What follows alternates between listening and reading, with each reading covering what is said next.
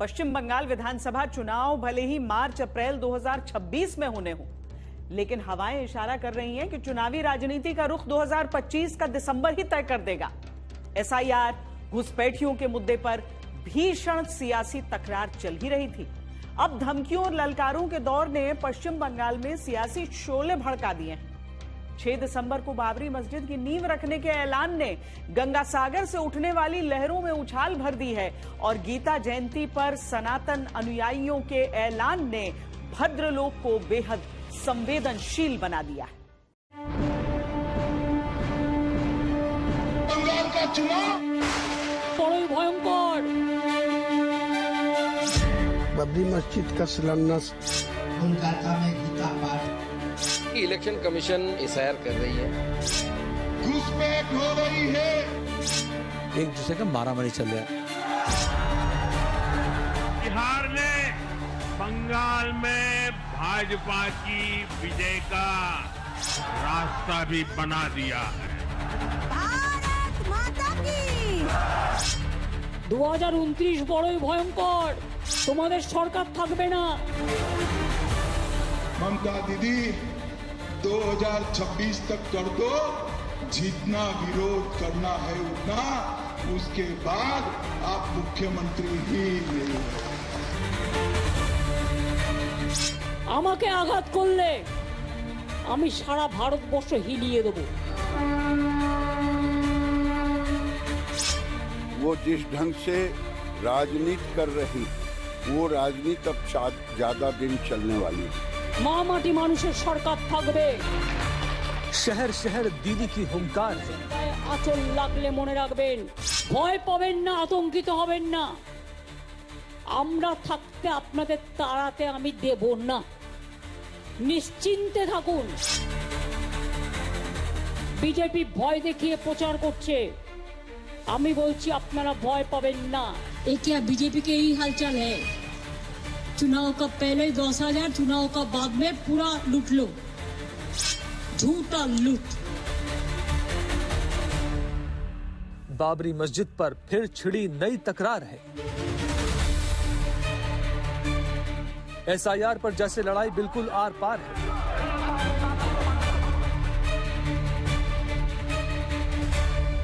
Election commission SIR कर रही है, BJP as a political party हम पार्टिसिपेट कर रहे हैं।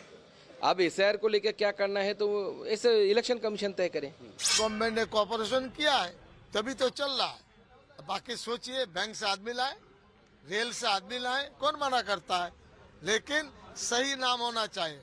नाम की कटौती होगी, आग से खिलवाड़ होगा, हमें से बर्दाश्त नहीं। पश्चिम बंगाल की जमीन से देश की राजनीति को भी सीधी ललकार है। बंगाल का चुनाव सिर्फ बंगाल का भविष्य नहीं तय करता, बंगाल का चुनाव देश की सुरक्षा के साथ जुड़ा हुआ चुनाव। बड़ा घमासान हो रहा है बीजेपी के अंदर, टीएमसी के अंदर, बंगाल में, पूरे बंगाल में ही एक दूसरे का मारामारी चल रहा है, गुटबाजी चल रहा है। उसी गुटबाजी का अंदर है, कोई अपने को ज्यादा हिंदू साबित कर रहे हैं, कोई अपने को ज्यादा मुसलमान साबित कर रहे हैं। मई 2026 में पश्चिम बंगाल की मौजूदा विधानसभा का कार्यकाल समाप्त हो जाएगा। कुल 294 सीटों के लिए उससे पहले ही चुनाव हो जाएंगे, यानी अभी कुल मिलाकर 4 से 5 महीने शेष हैं चुनावी जंग के लिए। लेकिन अभी का मौसम बता रहा है कि जंग जैसे शुरू हो चुकी है। भारत माता की जय, मां काली की, नरेंद्र मोदी। प्रधानमंत्री मोदी पहले ही बिहार जीत के साथ पश्चिम बंगाल में बीजेपी कार्यकर्ताओं के कूच का ऐलान कर चुके हैं। मोदी मोदी मोदी मोदी मोदी। अब ममता बनर्जी और उनकी पार्टी के लोगों ने भी बीजेपी के खिलाफ यलगार कर दिया है। लेकिन बात सिर्फ सियासी दांव पेचों तक सीमित नहीं, उससे भी आगे की। टीएमसी की सरकार जाएगी तभी असली परिवर्तन आएगा। टीएमसी जाबे तबेई আসল পরিবর্তন আসবে। চিরকাল সরকারে কেউ থাকে না, 2029 বড়ই ভয়ঙ্কর, তোমাদের সরকার থাকবে না। শকুনি মামারা সেদিন কোথায় পালাবে এখন থেকে ঠিক করে জায়গা রেখে দাও। আমায় বাংলায় আঘাত করলে, কারণ মানুষকে আঘাত করলে আমি মনে করি আমাকে আঘাত করছে, আমাকে আঘাত করলে আমি সারা ভারতবর্ষ হিলিয়ে দেবো, এটা মাথায় রেখো।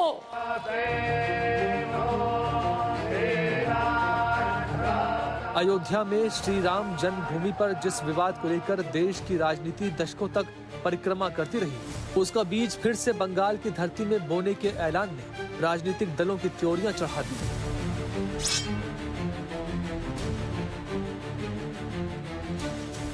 बाबरी मस्जिद का शिलान्यास होगी 6 दिसंबर। अब बाबरी मस्जिद के नाम पर देश में फिर से ये गलत संदेश देने का काम जो टीएमसी के कुछ लोगों ने किया है, ऐसे लोगों पर कठोर कार्रवाई भी होगी। इसके ऊपर हमारा अभी तक कोई कमेंट नहीं है।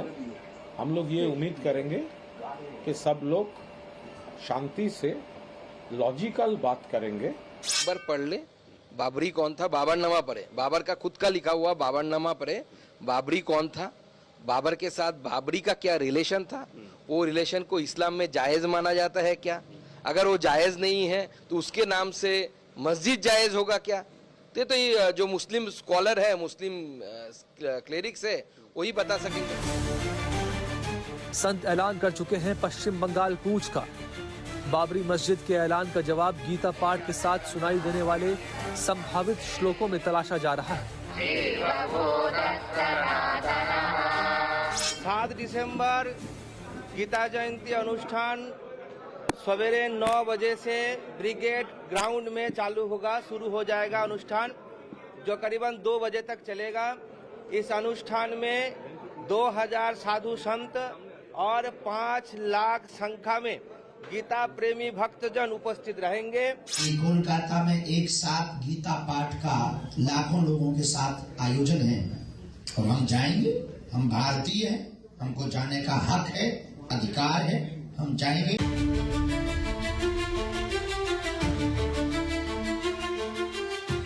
वोटर लिस्ट शुद्धिकरण के मुद्दे पर ममता बनर्जी केंद्र सरकार और चुनाव आयोग को पहले ही आखिरी अल्टीमेटम दे चुकी है और उनकी एसआईआर विरोधी यात्रा लगातार पश्चिम बंगाल में ये आशंकाएं बढ़ा रही है कि इस बार कौन सा खेला होगा। ভয় পাবেন না, আতঙ্কিত হবেন না, আমরা থাকতে আপনাদের তাড়াতে আমি দেব না, নিশ্চিন্তে থাকুন। बीजेपी ममता से एसआईआर विरोधी मुहिम को घुसपैठियों के मुद्दे से जोड़कर बंगाल की लड़ाई को और तेज कर रही है,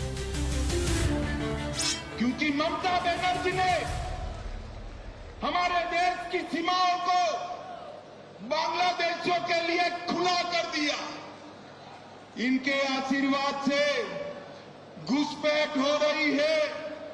मुझे बताओ मित्रों, घुसपैठ रोकनी चाहिए या नहीं रोकनी चाहिए? जोर से बोलो, रोकनी चाहिए या नहीं रोकनी चाहिए? क्या दीदी रोक सकती है? जोर से बोलो, रोक सकती है? ये भाईपो रोक सकते हैं क्या? घुसपैठ केवल और केवल कमल फूल की सरकार रोक सकती।